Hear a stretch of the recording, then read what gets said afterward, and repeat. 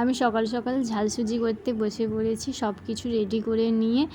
আগে ইন্ট্রোটা দিয়ে দিই। হাই ফ্রেন্ড, আমি নিবেদিতা, তোমরা দেখছো নিভাস লাইফস্টাইল। বন্ধুরা কেমন আছো? আশা করি ভালো আছো।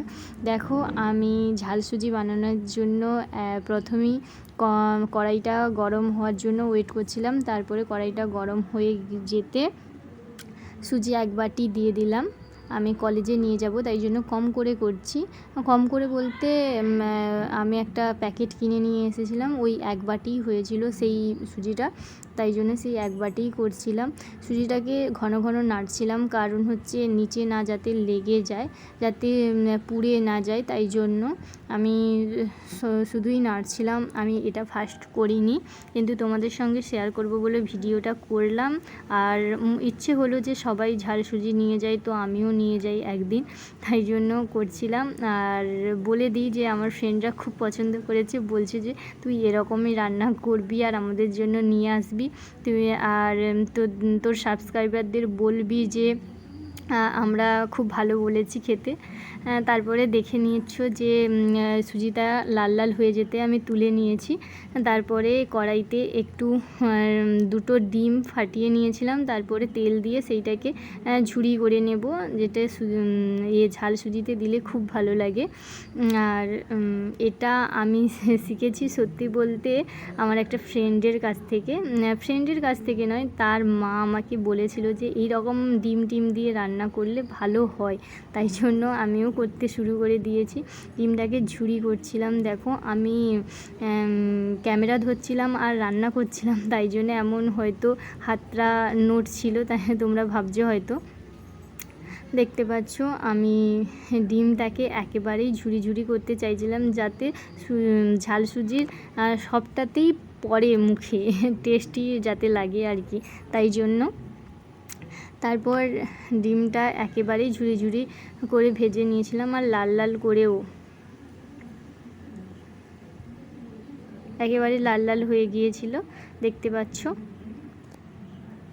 তারপরে আমি বাটিতে করে তুলে নিচ্ছি, কারণ এটা তুলে নিয়ে তারপরে আমি আলুটাকে ভেজে নেব। তারপর কড়াইতে একটু তেল দিয়ে দিয়েছি। ঝাল সুজিতে কম তেল দিয়ে ব্যবহার করাটাই ভালো, তাই জন্য একটুখানি তেল দিয়ে করে আলুগুলো দিয়ে দিচ্ছি। আলুর সঙ্গে আমি একটু বাঁধাকপিও দিয়েছিলাম, দেখছিলাম যে কেমন হয় দেখি, কিন্তু খারাপ হয়নি, ভালোই লেগেছিলো, বাঁধাকপিটার টেস্টও একটু লেগেছিলো। তারপরে একটু এর মধ্যে হলদি গুঁড়ি দিয়ে দিচ্ছি, আর একটু লবণ দিয়ে দেবো।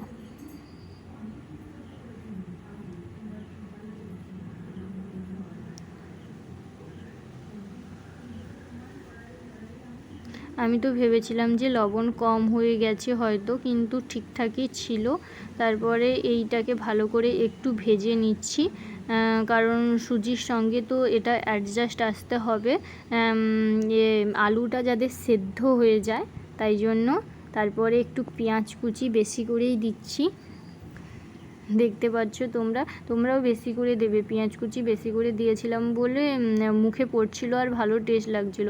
আর একটু আদা চুড়ে নিয়েছিলাম, সেইটা দিয়ে দিলাম।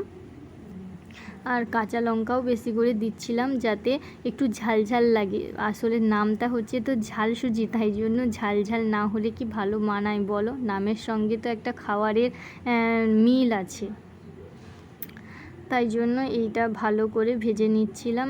পেঁয়াজ আর লঙ্কা আর হচ্ছে এইসব যে আলু, আরও ভালো করেই ভেজে নিচ্ছিলাম, আলু ভাজা যেরকম হয় সেরকম করেই করে নিচ্ছিলাম। তারপরে যে ভেজে রাখা, যে লাল করে ভেজে রাখা যে সুজিটা, ওইটা আমি দিয়ে করে একটু সবটাকে মিক্সড করে নেব, যাতে সবের সঙ্গে মিক্সড হয়ে যায়, তাই জন্য নাড়ছিলাম।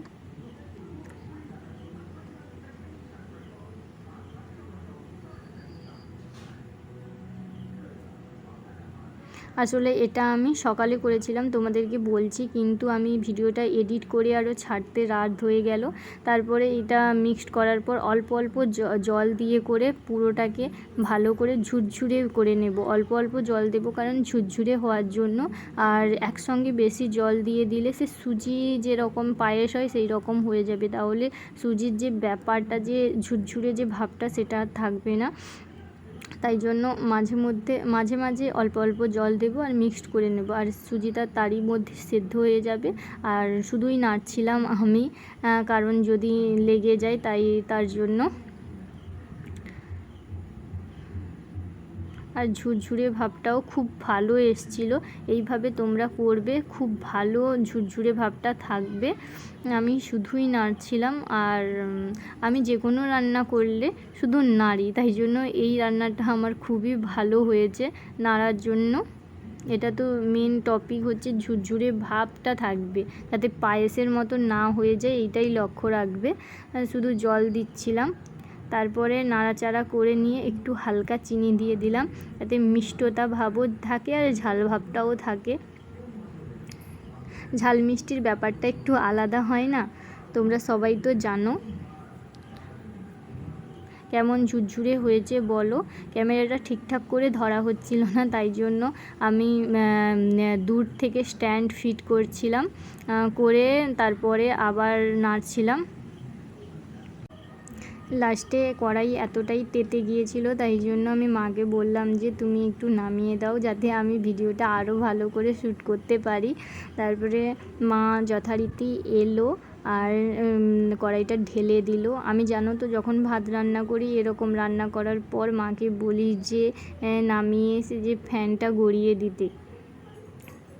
দেখো কতটা ঝুরঝুরে হয়েছিল, আর খেতেও খুব টেস্টি হয়েছিল। আমি তো শুধু নাড়ছিলাম, তোমরা দেখছিলে।